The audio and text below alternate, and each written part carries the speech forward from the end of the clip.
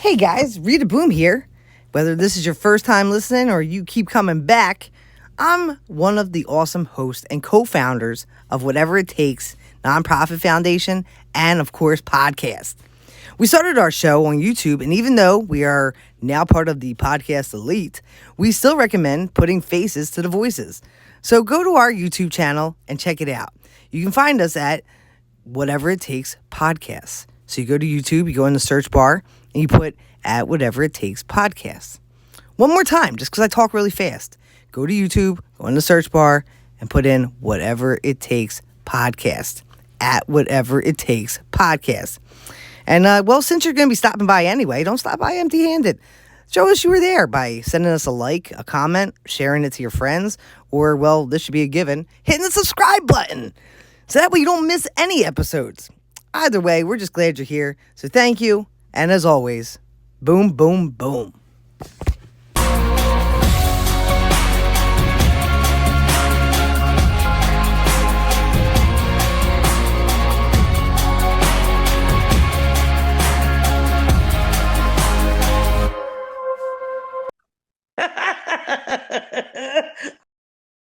This is a recording on April 21st.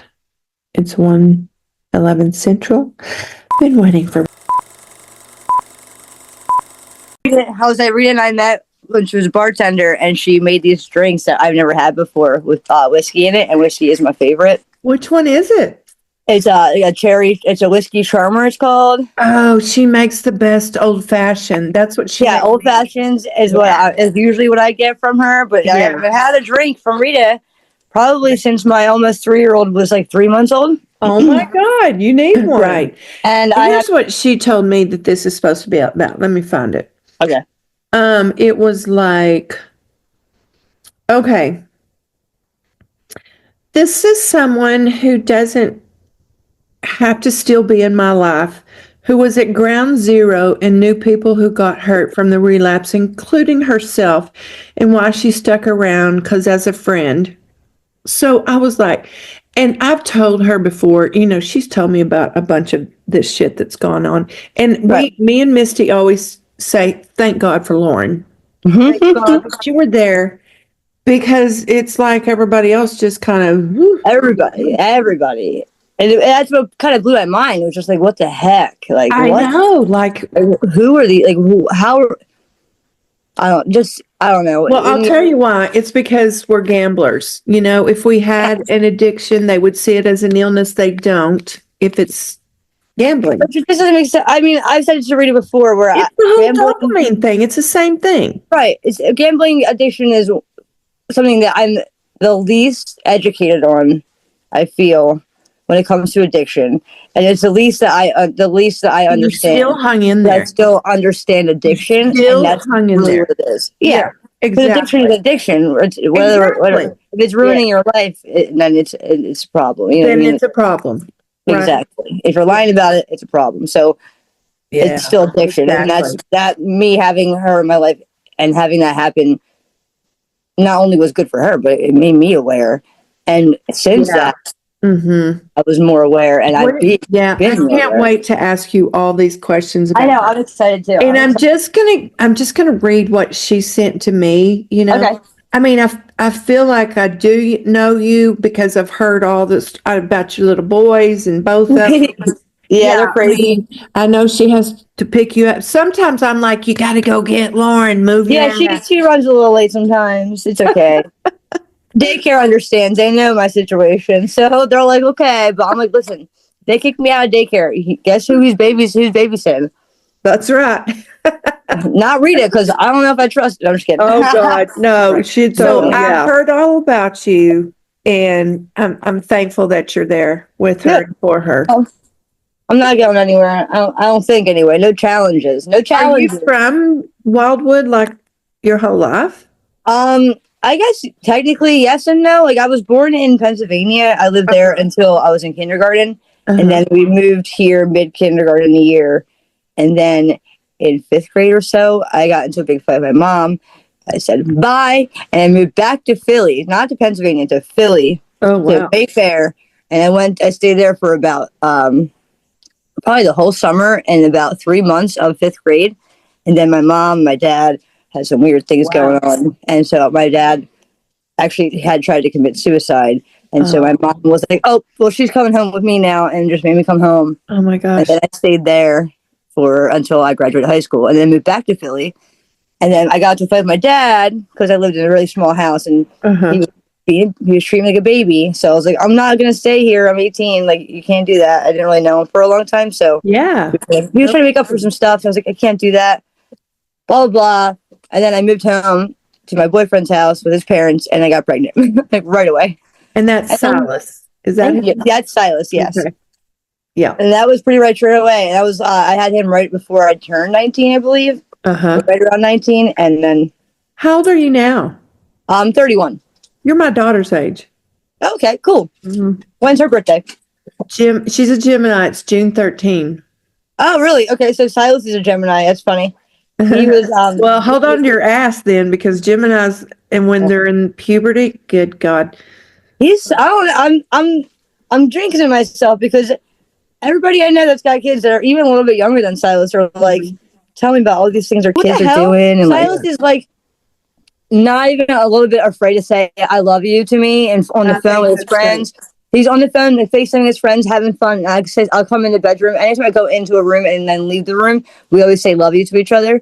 Just since we was little, we always done it. So love you, bye. Just anytime I leave the room. So every single time, whether he's on the phone with his friends, his dad, he says love you, and I'm like, love you. Because I tried to say it to him first. I don't want to embarrass him, but he says to me first. I'm like, okay, cool, love you too. You're not embarrassed, you know. Sweet. I hope it stays like that. We'll see. I hope he does too. He sounds Quentin. Like I said, Quentin's crazy. He's going to be the one. And Quentin is his name, right? Yeah, Quentin.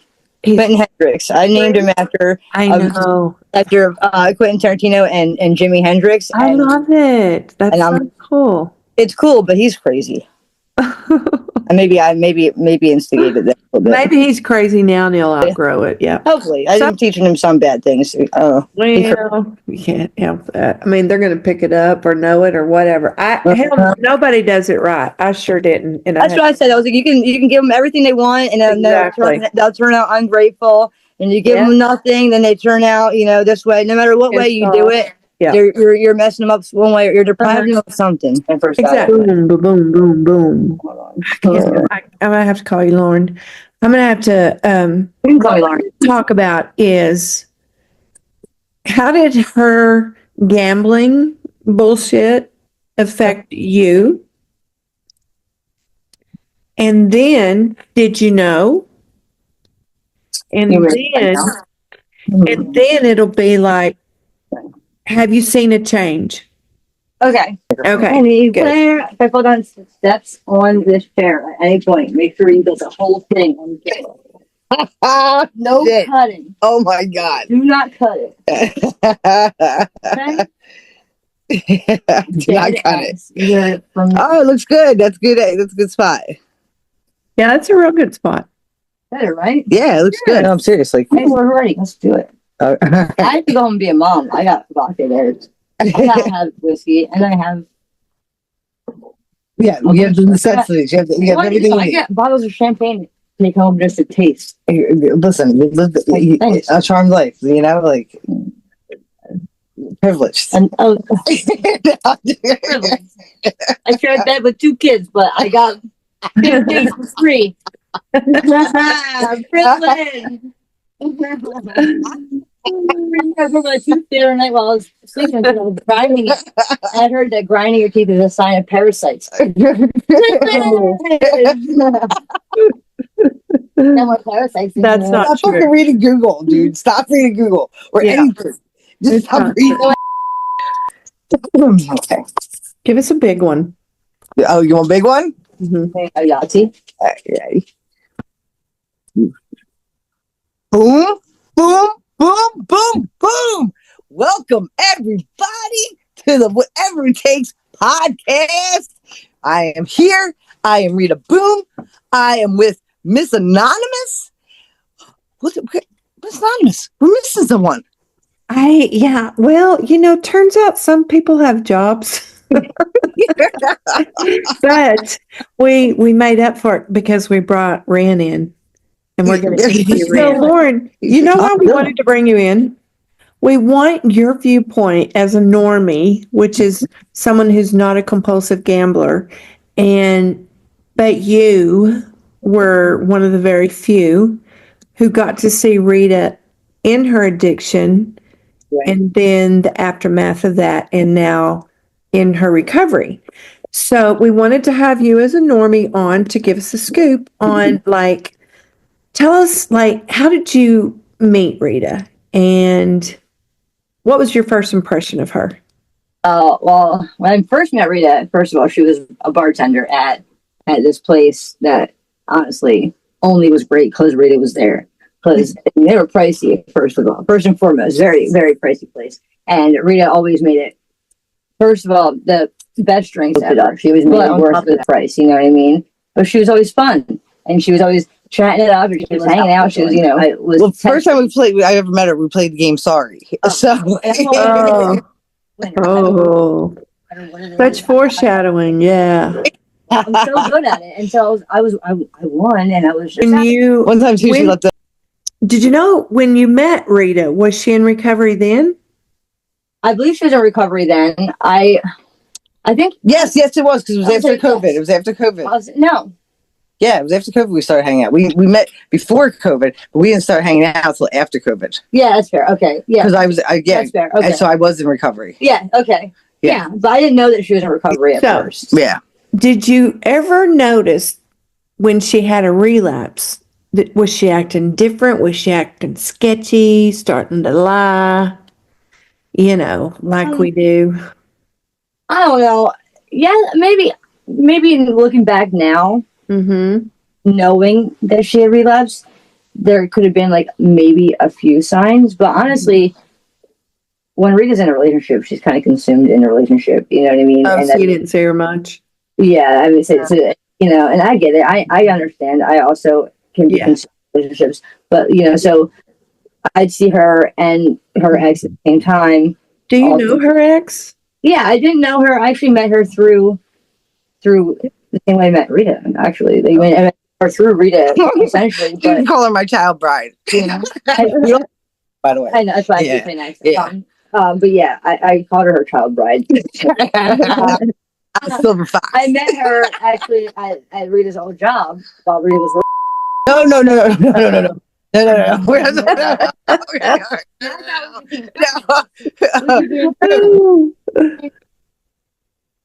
That's when you became friends? That's how we became friends. We were joking about that. Oh, joking. Okay, yeah, I thought she was there when that happened. No, that didn't happen. You were there when it happened. I wasn't there. Yes, you were there. You didn't see it happen. No, yeah. Okay, yeah. I was beating down with you. That was probably, maybe it was her dad. It was weird. We brought her over to my house, and when I met her, and you know her cousins and shit like that. Oh yeah, I know. Yeah, I mean, this is just an example of Cape May County. Like they all know each other. Yeah, it's a small town type thing.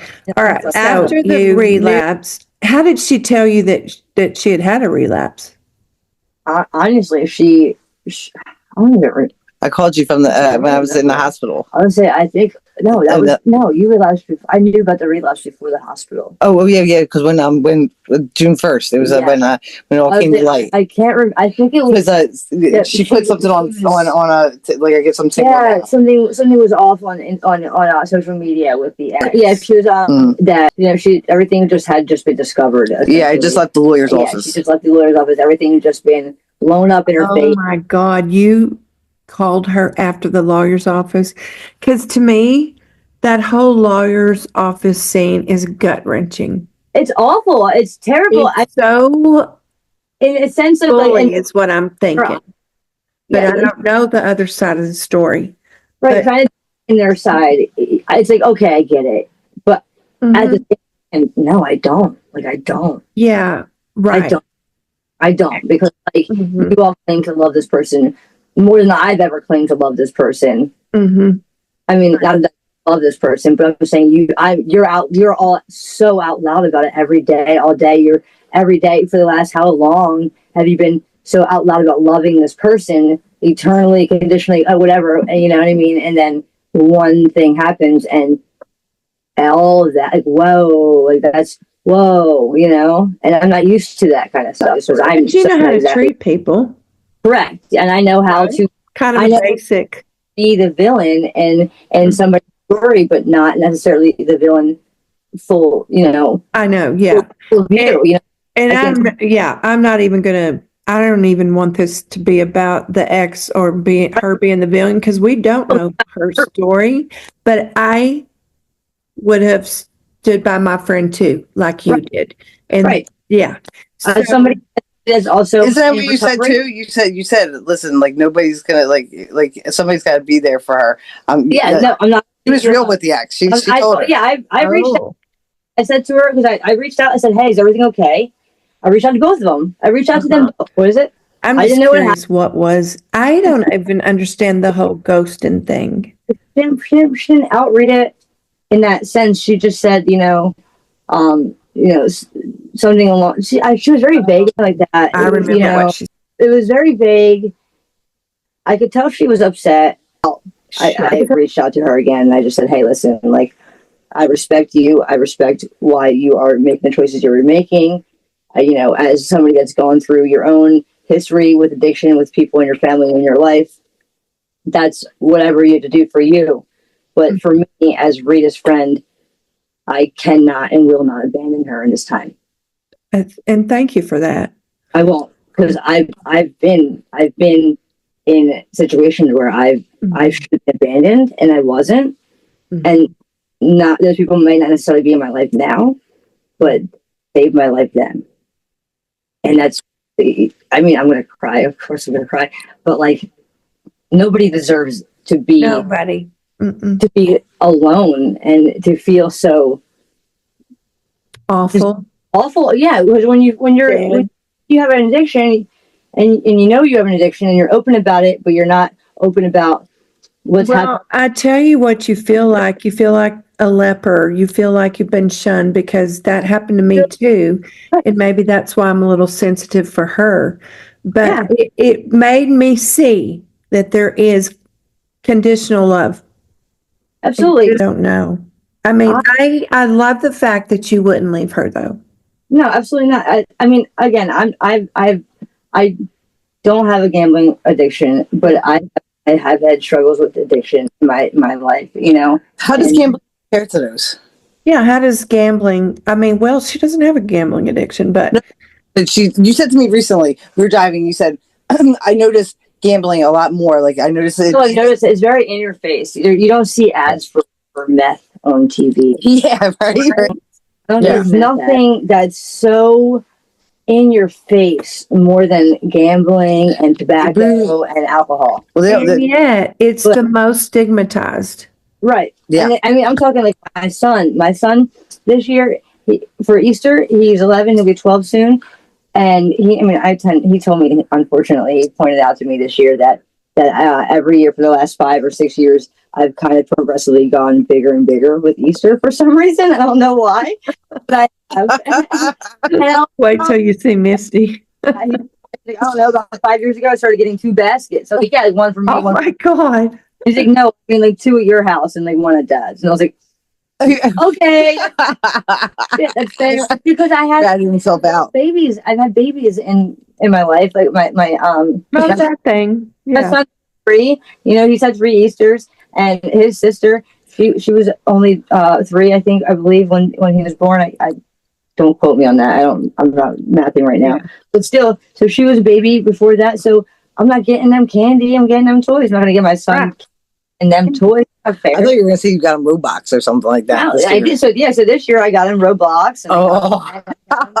And I 1 Roblox gift card and one Google Play gift card. Yeah. And my son didn't touch. I mean, he touched like 4 things in the basket. He saw those gift cards. He scratched them off, and he sat there on his phone the rest of the friggin'. Never saw him again. No, I made him go outside and put his brother after like an hour, but I gave him like an hour until he veg out and whatever.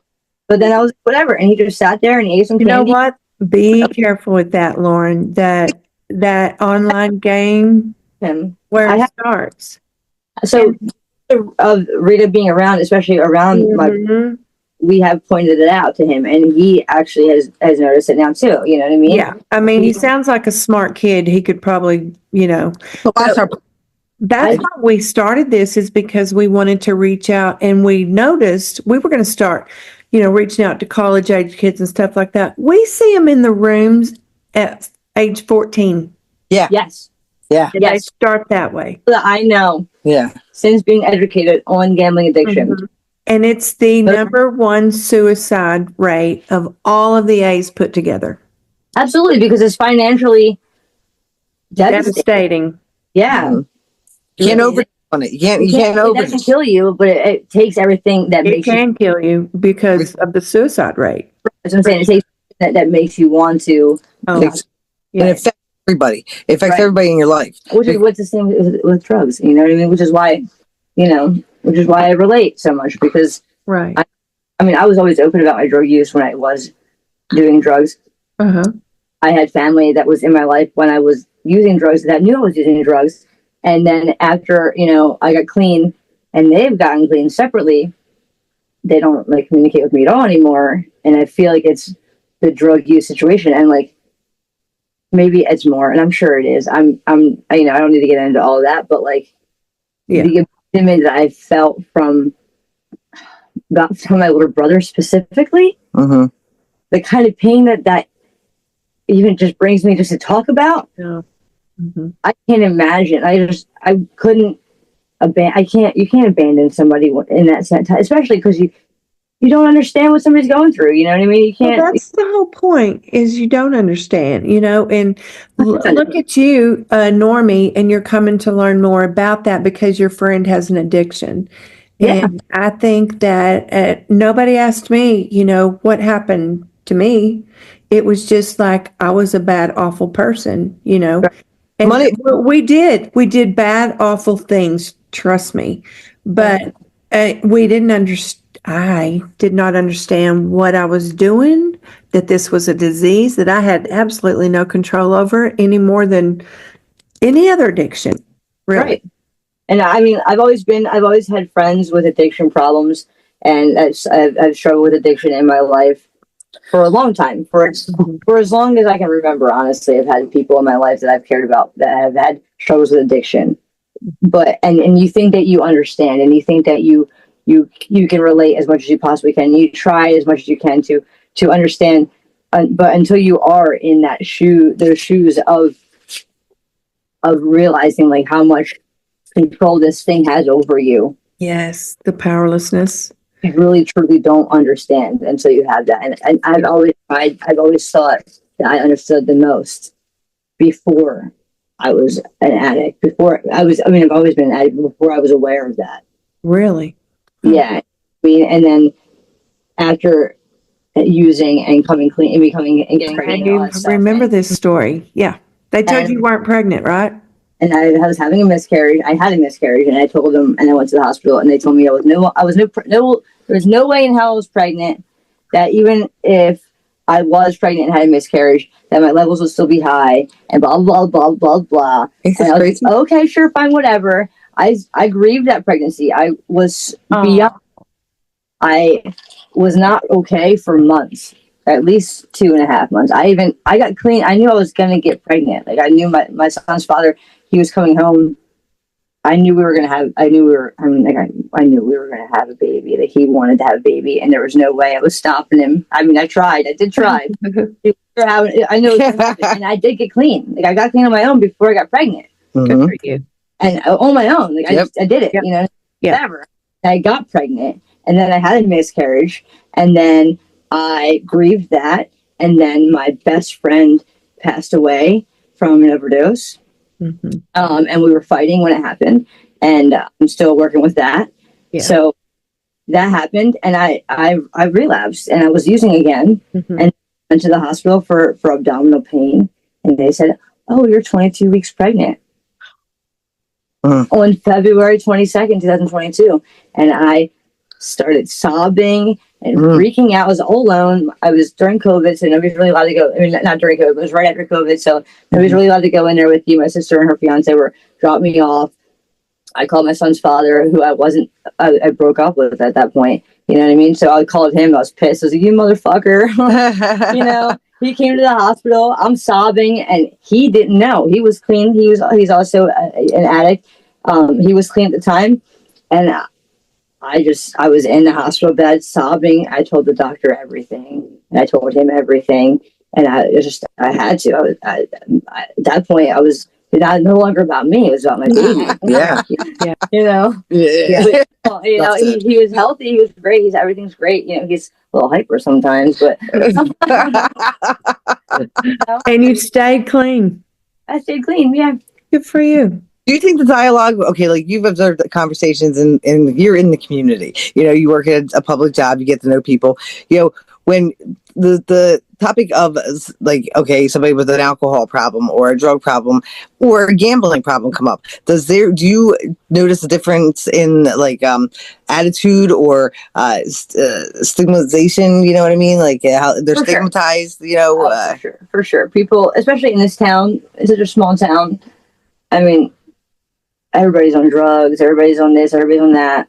You know, there's always jokes about, you know, people from this place are on this crack and they're on this, that, whatever, you know, whatever. I work in a liquor store, so ideally we get a lot of people that talk about marijuana and liquor specifically. Mm-hmm. Two legal things. You know? Yeah, exactly. Yeah. Exactly. But no, as far as, you know, drugs go, everybody's got stigmas on it and opinions on it, and you know, everybody thinks they know best about this, that, and the other. So which one do you think it's worse? Like, which one have you observed as like the worst, like that is talked about? In this town specifically, meth.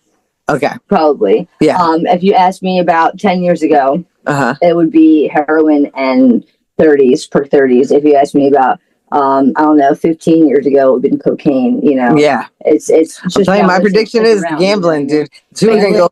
Gambling is definitely coming up. People, I mean, it's on every. How many people would you say you know gamble online?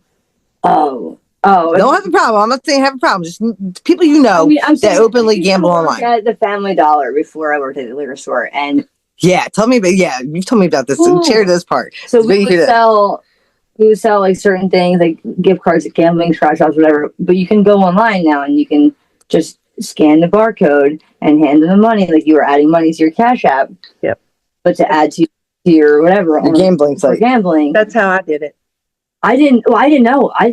This is how unaware I was. Is that I don't know, maybe 3 months into working there, I was like, why are these people like? Why do they all use these Chime cards? Like, what are these Chime cards? I was like, what are these guys just came in and put $5.37 on there? What the heck is going on? And my boss at the time, she was like, oh, they're gambling. It's gambling cards. It's gambling. They're gambling. And I'm like, oh, and I'm not. First of all, I'm going to say I'm not judgmental because I'm not, but I am. Everybody's judgmental. Yeah, you can't help it. Right. I'm not set on my judgment. Okay, I like that. Then it's going to happen. It's natural. But then I'm like, I'm not set on that. You know what I mean? I'm not set on my judgment. I would love nothing more if I have a bad opinion on you immediately for you to change my mind. You know what I mean? Yeah, I can see that. Mm-hmm. My boss, she kind of sucked. Okay, and she had a pretty bad gambling problem, and I don't think that she's aware of that still to this day. And I mean, I tried talking to her about it. I even talked to her about Rita, and I tried to give her Rita's number. I even gave Rita her social media once to reach out to her. I mean, they just came in and left her house twice, and she was having like a full-blown meltdown anxiety, and she's my boss. And I'm standing next to her like, are you good, dude? Like, my baby dad just got sent to prison, and you're having a meltdown because you just gambled your house away, and then you figured it out, and then you got back, and then 2 days later, you're freaking out again because you just did it again. And now, what am I going to do? And then you put a boyfriend in his face because he's not helping you right away with this. I'm just like, what is going on here? Think of that if she was on drugs. Right. She was having a freak out, and then 2 days later, she's doing it again. Right. And I get been there. And I've been there. Yes. I've been 3 days where I can barely get up. Oh, yeah. I'm like, oh, the depression. I'm never gonna. I can't. Stress.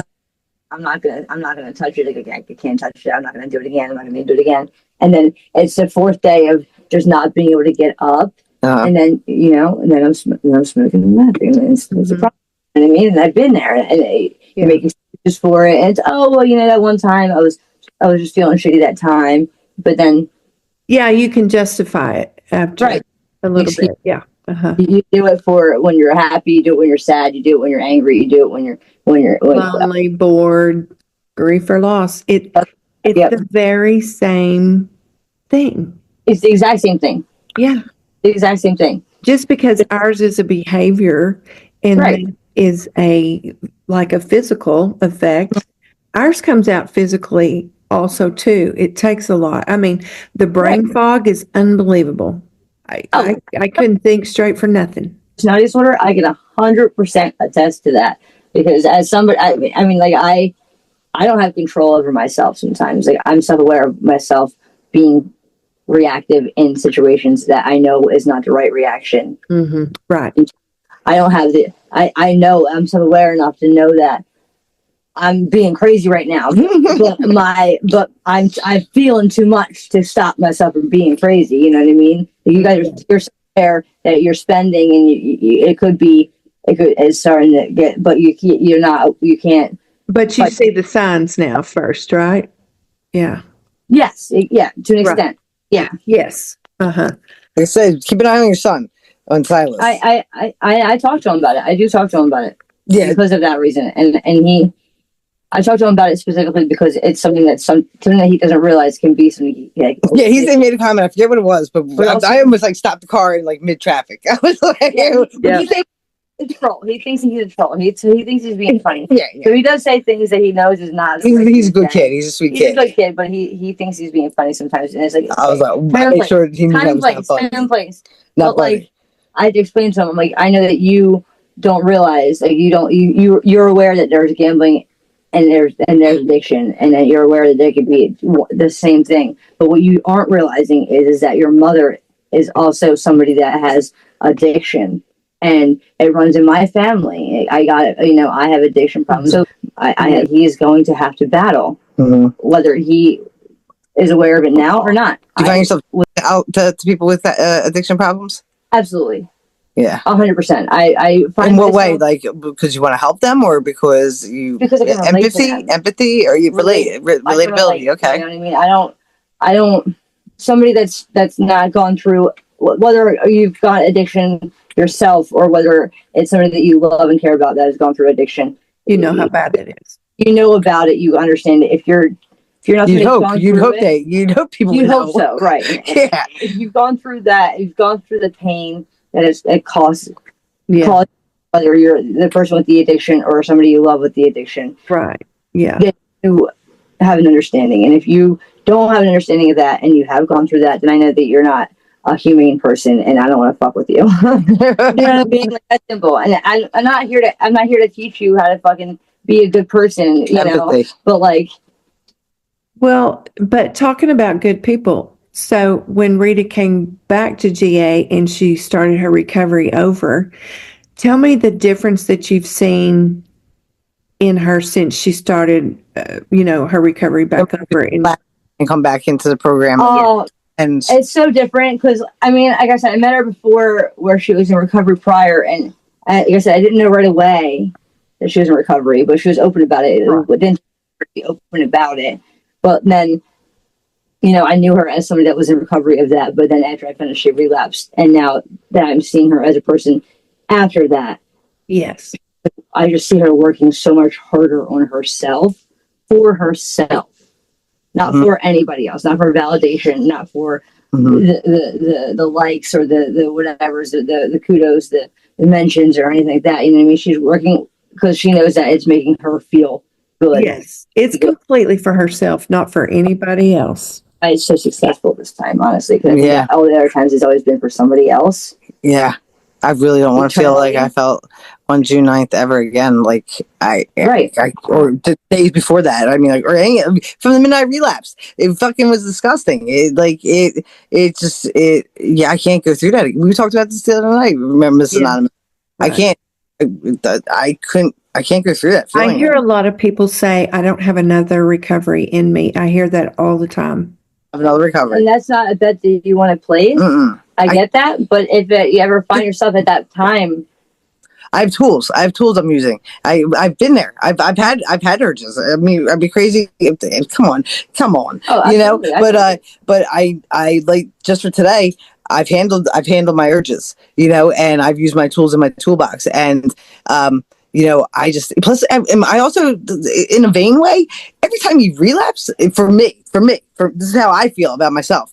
Yeah. My foundation, my credibility for myself goes down. You Yeah. know, on how it looks to other people. People who are, you know, already doubting you. You know what I mean? As an addict, Well, and it gives them validation. Yeah, because you believe the things that you think they think about you. right. So best way to, you know, greatest revenge is success. You know, I mean, So true. I've just been amazed at everything you've done from, you know, since I've met you, and it's been like you got all that certification. Even when you were here, you were on the phone getting, you know, lining all that up.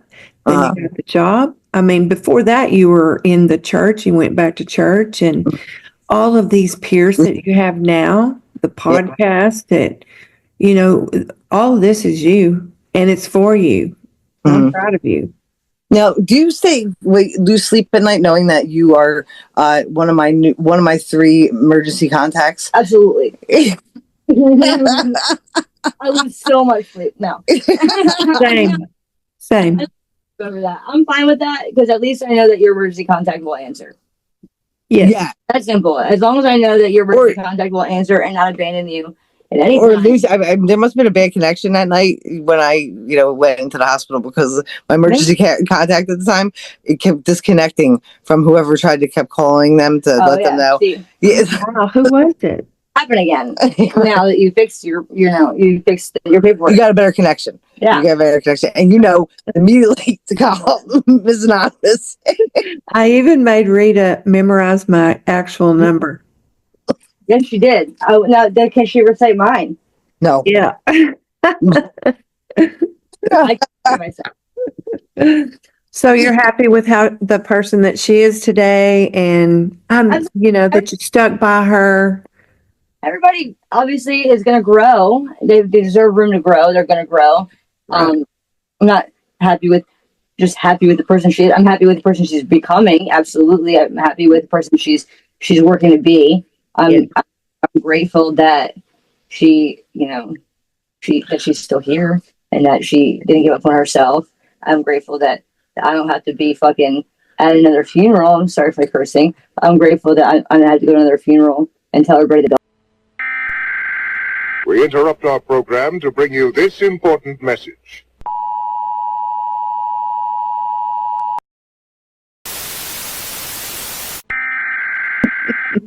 I told her I would do that, and I mean it. Let's talk about it until the day of the funeral. You can edit that one out, I guess. Oh, definitely. I'm just saying, I'm grateful for that. You know what I mean? I'm glad that she's putting in the work. I see that. I've said to her before. Personally, I'm not a religious person. I'm a supportive person. So if religion's for you, I support that. I was raised on religion, so I understand religion.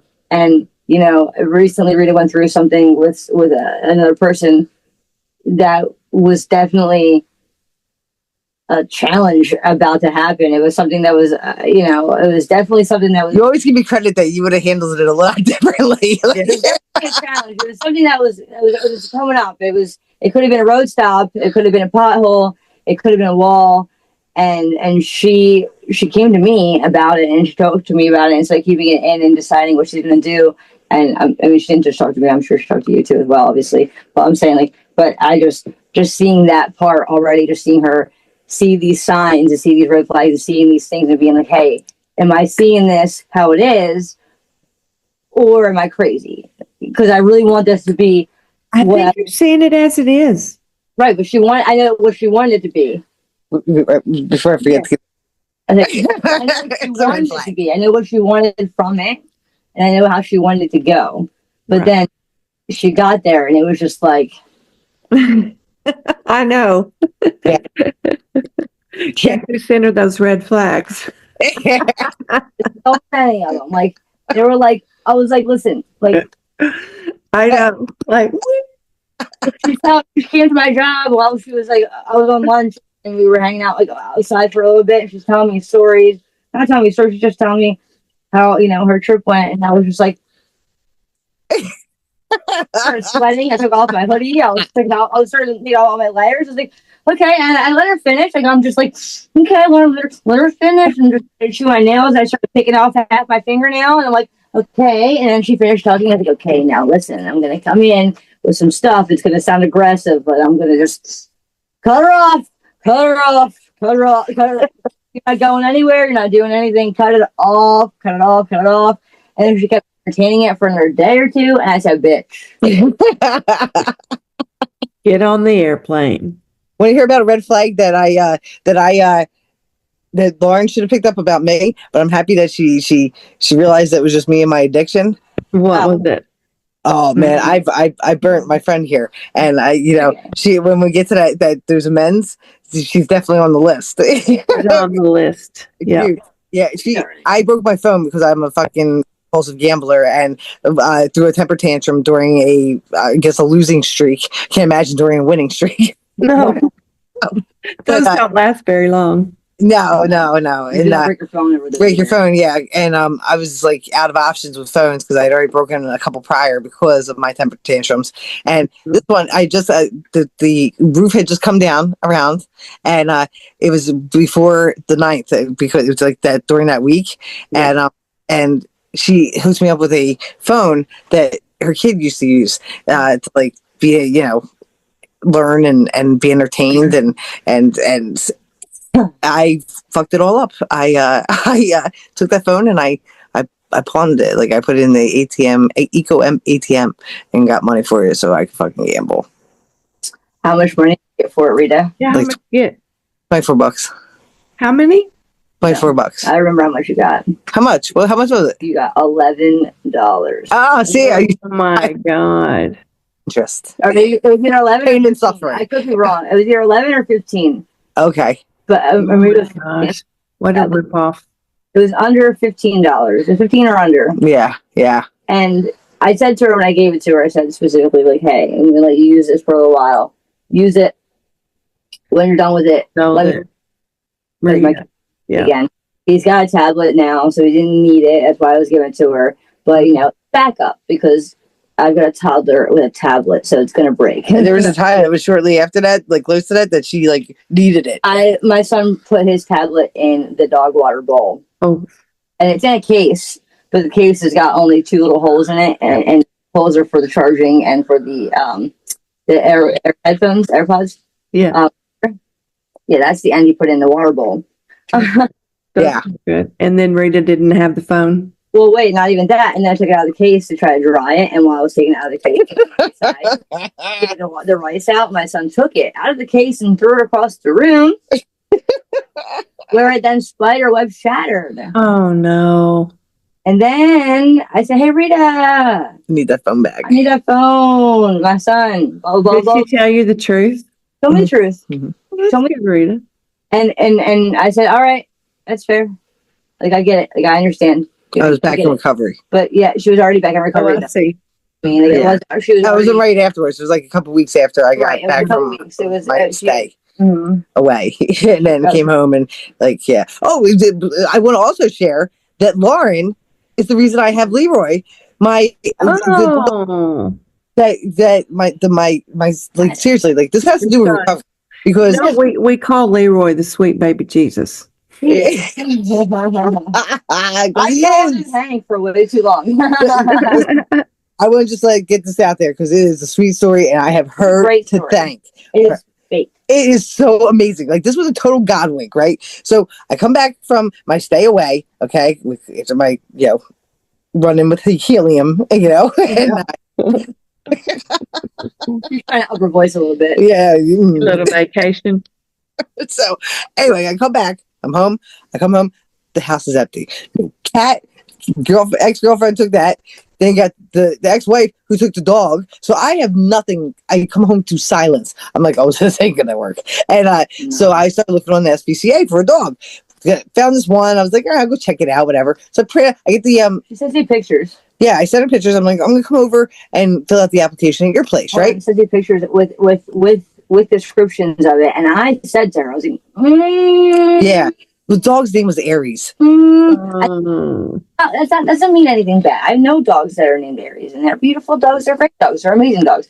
But I just felt like she was jumping the gun. I was like, continue. So I get the application printed out. I go over to her place and I'm filling out the application. Whole time I'm filling out literally Like pen to paper, pen on paper, handwriting. right? Oh, wow.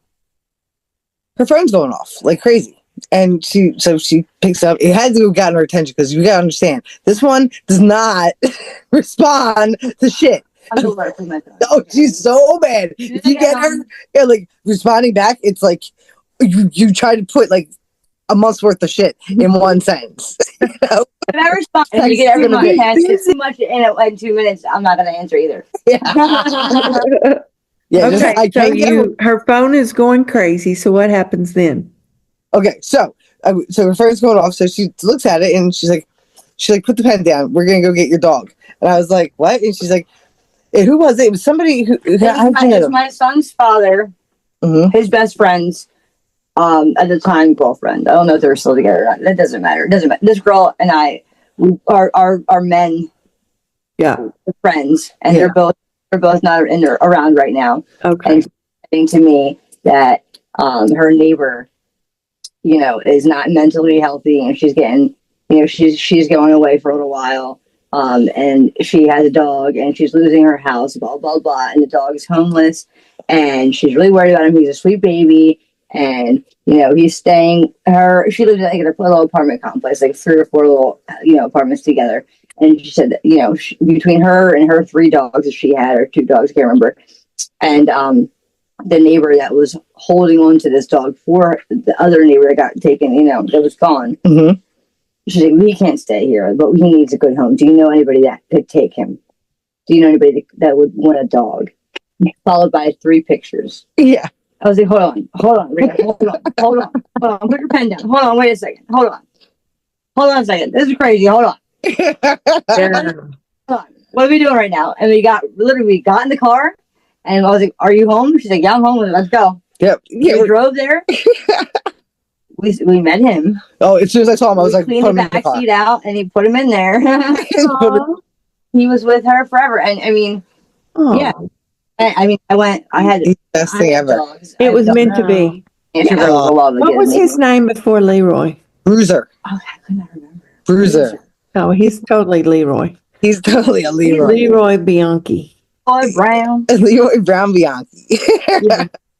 That's so funny. That's Leroy Brown. I love that dog. I mean, he is so. I mean, he also has borderline personality disorder. He needs you to fight for him. Okay. Yeah. I'm done. But he's a godsend. So I've learned to thank that I have Leroy, and I will never, ever, ever be able to repay you for him because he is the best thing that has ever happened to me. Like he is. Listen, dogs. He's my dog. Like that's my. They're gonna have to pry him from my dead arms and fingers to get him take that one from me. I'm telling you right now, I'm a firm believer in dogs save lives. Yeah, that dog saved my life. Has saved my life, and that's awesome. You coming home after all of that, after everything, and then some. Nothing. Yeah. Nothing. Even took my damn pets. No. Well, thank you, Lauren, for being on here, for telling your story, and even though you're a normie, we love you. Yeah. You're a normie. You're dedicated. You're loyal. That's what you are. Us? Do you have any questions for us before we? Do you have any questions for us? I mean, I don't know. No, I don't. I guess I don't. I don't know. I'm not gonna lie. I'm not like. I mean, I thought. I think I agreed. I'm gonna ask her. You know what I mean? I call her out. Yeah. I think that's great. Keep calling her out. Thanks for being on our podcast. Thanks for being Rita's friend unconditionally. Yeah. Thanks for being my friend. Yeah, man. You make it easy. You make it easy. Once you have me in your life, I'll never be able to repay you for like I mean, you have no idea like how lonely it can like and how devastating and like I watched it. I was heartbroken. And then the Leroy was the cherry on top. I mean, you've been good friends, and I Yeah, appreciate you're a good friend, Lauren. Thank Good you. friend. and continue to call me out on my shit. I'm done. And Oh, I will. Forever. Yeah. That's what being friends for, though. I'm not gonna sit here and be fake about it. I'm gonna tell you when it's shit. When shit's wonky, I'm gonna tell you. Rita, what are you going to do to stay in recovery? Whatever it takes. What about you, Miss Anonymous? I'm going to do whatever it takes. What about you, Lauren? Are you always going to support our friend? Yeah, I'm gonna do whatever it takes. Nice. Boom. What's up, guys? It's Rita Boom here, just telling you, if you enjoyed this podcast, get on there and leave some comments, all right? Whether you liked it, you didn't like it, if it's good enough of a comment, we're going to read it online. Know why? Because it helps our algorithm. That way we don't have to charge anybody anything crazy like that. So, again, leave the comments, we'll read them online, and boom, boom, boom! Don't place a bet today, okay? All right.